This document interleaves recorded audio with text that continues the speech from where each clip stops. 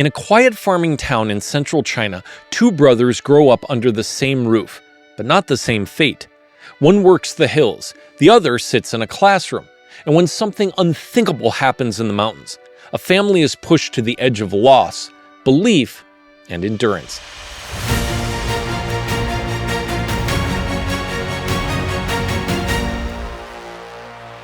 Henan sits in the heart of China, flat and wide, carved by rivers and stories older than anyone can remember. The air smells like smoke from cooking fires and freshly turned soil. Farmers call to each other across the fields. Chickens scratch at the edge of narrow lanes lined with clay walls. Every house has a small courtyard, a few tools, and a family trying to hang on through another season. But the Zhang family wasn't from here. They came from Shandong, far to the northeast. Years earlier, during the wars that tore the land apart, soldiers stormed through their village. They took everything: grain, livestock, even the family's first wife. She was young, and she was gone within an hour, carried away by men on horseback. No one ever found her. After that, Zhang left his home behind. He became a wanderer, selling salt, grain, and scraps of cloth wherever he could. He'd spend months on the road, sleeping under wagons, watching the seasons change without ever belonging anywhere. Finally, he stopped drifting. He settled in Henan and remarried, hoping to build a quiet life again. His new wife bore him a son, Zhang Ne. Ne was quiet, serious, and worked harder than a boy his age should have to. He never complained, never asked for more than what was given. But fate has a way of testing the patient. His mother died when he was still young, and the following year, Zhang took another wife. It wasn't an easy choice. After losing two wives to tragedy, one to war and one to illness, he was a man worn down by grief, trying to keep his family from falling apart completely. The third wife came from the Niu family, a woman with sharp eyes and a sharper tongue. She brought with her a quick temper. Before long, she gave birth to another son, Zhang Cheng. From the moment he arrived, she drew a line through the house. Her son on one side, the stepson on the other. She spoiled Cheng, saving the best bits of meat and grain for him, while handing his older brother Ne the scraps. Cheng wore clean clothes and went to school. Ne climbed the mountain each morning with a bundle rope over his shoulder and a small axe by his side. By the time he got home, his arms trembled from work, his stomach hollow from hunger. And if the bundle of wood wasn't heavy enough, she beat him for being lazy. Their father saw it all, but grief and age had made him soft. He said nothing. He told himself that keeping the peace was better than starting another war under his own roof. Despite the cruelty around him, Cheng loved his big brother. He might have been small, but his heart was large enough for both of them. At school, when the teacher spoke about filial piety and brotherly love, how a good son honors his parents and a good brother protects his kin, Cheng sat straighter and wrote each character he could carefully. He didn't just memorize the words, he tried to live them.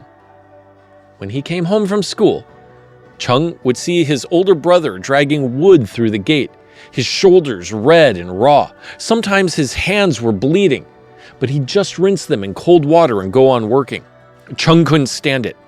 One evening, he stole some flour from the kitchen when his mother wasn't looking. He took it to a kind woman who lived across the way and begged her to make small cakes. That night, he slipped them into his brother's hands.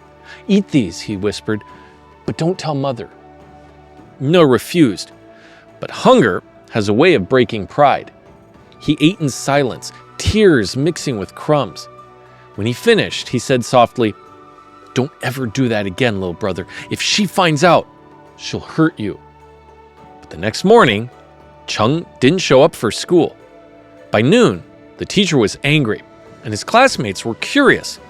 When Ne returned from the mountain, he found his little brother there, small frame shaking as he swung a dull axe, shoes already torn at the toes. "Go home," shouted Ne. Then he put his axe to his own throat and said, "If you don't, I don't know what I'll do." That stopped him for a day. The next morning, Cheng came again, this time with his own axe. The teacher found out, punished him. But when he heard the full story, even he didn't have the heart to forbid it. Word spread through the village about the two brothers. One too old for his years, and one too young to understand what he was risking. And though no one said it aloud, the neighbors began to look at them differently, with both respect and sorrow. The summer that year was hot and restless. Thunderstorms rolled off the hills, splitting trees and flooding paths. One afternoon, as Ne worked the slope, the wind turned wild. The rain came down so hard it blurred the world into gray. The brothers took shelter under a ledge of rock, waiting for it to pass. When the sky finally cleared, steam rose from the ground like ghosts returning home. They gathered their bundles and started down, their clothes heavy with water. That's when the forest went silent. Not a bird, not a breath of wind, only the low growl of something that had been waiting. The tiger came out of the brush like a landslide. Before anyone could shout, it lunged and sank its teeth into Cheng's shoulders, dragging him into the trees. The other woodcutters scattered in terror, but Ne didn't run. He grabbed his axe and sprinted after them, crashing through vines and mud. When he caught up, he swung hard, steel biting into the tiger's flank. The beast roared, its blood spraying warm across his face. Then it bolted faster, carrying Cheng away into the ravine. By the time Ne stopped, he could barely breathe. His legs gave out beneath him. He fell to his knees and cried out his brother's name until his throat bled. The other men found him there, half out of his mind, trying to turn the axe on himself. They wrestled it from his hands and carried him home, his neck bleeding where the blade had brushed his skin. That night, he didn't speak. His father tried to feed him, but Ne turned away. His stepmother called him a murderer, and still he said nothing. On the third day, he simply stopped breathing. People in town said that while his body lay still, his spirit walked. Somewhere between heaven and earth, he met a wandering sorcerer, a man who could travel the roads that living men couldn't see. The sorcerer listened to Ne's story and nodded. "If your little brother's soul isn't here, we'll find out why." They walked a road paved with dust that glowed faintly beneath their feet. Ahead stood a gate of iron and cloud, the entrance to the underworld. Inside, the air was cool and thick, the halls lit by a red glow that came from nowhere, lines of ghosts waiting to be judged. Clerks in black robes checking long scrolls filled with names of the newly dead. But when the sorcerer asked about Zhang Cheng, the clerk frowned. "There's no one here by that name." Then a wind stirred. The crowd fell to their knees. A golden light spilled from above, soft but blinding. Bodhisattva descended, holding a willow branch that dripped with sweet dew. As the light touched each soul, the sorrow in the hall lifted. The sorcerer whispered, "You're blessed! The Bodhisattva visits this place only once in 1,000 years." One drop of dew fell onto Ne's wounded neck. The pain vanished, replaced by warmth. When Ne opened his eyes again, he was back in his bed. He'd been dead for 2 days. His father gasped. His stepmother screamed. The first thing he said was, "My brother isn't among the dead. He's alive somewhere." She mocked him for speaking nonsense, but his father wept and said nothing. Ne stood, touched the scar that had closed without a mark, and said quietly, "If I can't find him, I'll never come back. Remember me as if I've died." He packed what little food he could carry and walked out of the house before sunrise. Ne's journey stretched across months. He walked through farmlands and market towns, through snow and heat, begging when he had to, trading small favors for food. Every village had its own rumors, wild animals, floods, bandits, but never news of a boy named Zhang Cheng. By the time he reached Jinling, modern-day Nanjing, a great southern city on the lower Yangtze River, a full year had passed. His clothes were tattered, his shoes held together with rope. his hands cracked from the road. He stood by the roadside, watching the world he no longer belonged to. Merchants in bright robes, soldiers on horses, the smell of sesame oil and river water.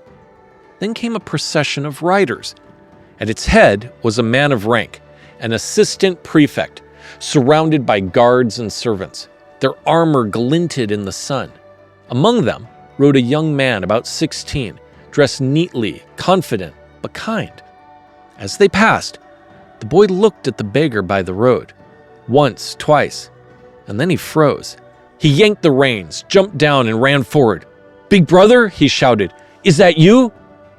Noah looked up, blinking through the dust, and saw his brother's face, older, stronger, but unmistakably his.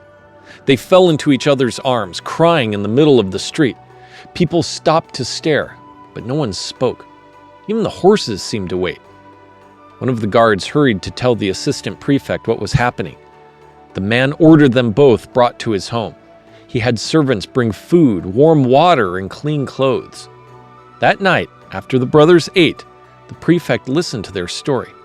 When Ne mentioned Shandong and their father's name, the man's face changed. "Your father's name is Zhang from Shandong?" he said. "Then we share the same birthplace." He stood suddenly, hurried into the inner hall, and returned with an old woman leaning on his arm. She looked at Ne, her hands trembling. Are you the grandson of Zhang Bingzhi?" she asked. When he nodded, she began to cry. "Then you are my sons."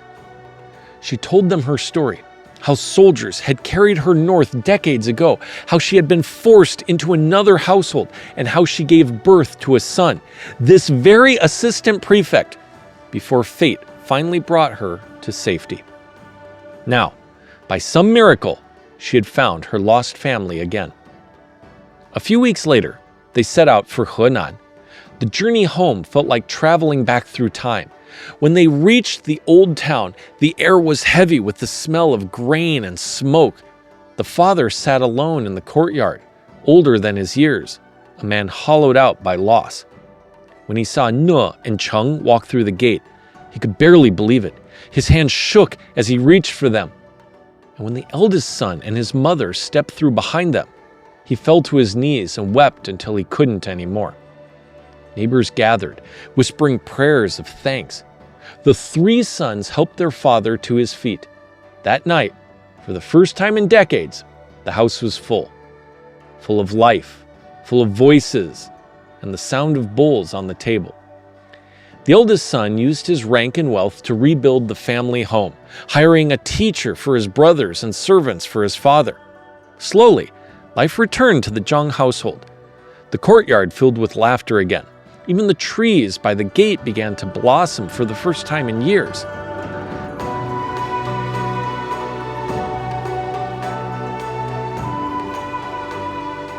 People in town still tell their story. Some say the Bodhisattva guided them, that heaven itself reached down to tie their lives back together. Others say it was just fate, that no love, not even death, could cut the bond between brothers. Whatever you believe, one truth remains. The bond between brothers is stronger than fate itself.